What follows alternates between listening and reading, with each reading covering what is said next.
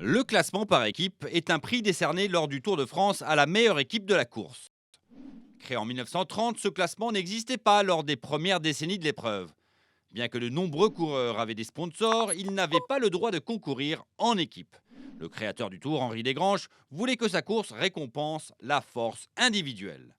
En 1930, cependant, Desgranges, irrité par l'influence grandissante des marques sur la course, décide de changer radicalement les règles du jeu.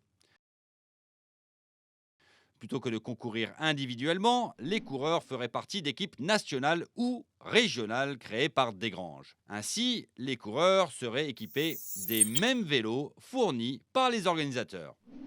Il faut attendre 1969 pour voir apparaître des équipes de marque portant les couleurs d'un sponsor.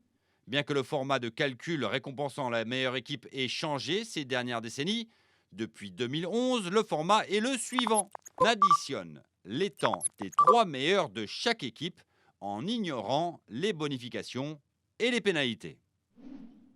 Si une équipe a moins de 3 coureurs, elle est retirée du classement par équipe.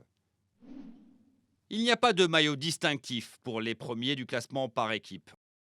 En revanche, la meilleure formation porte des dossards distinctifs avec un fond jaune plutôt que le traditionnel blanc, ainsi que des casques jaunes. Dans l'esprit de la vision originelle d'Henri Desgranges, le classement par équipe n'est pas aussi important que le classement général individuel.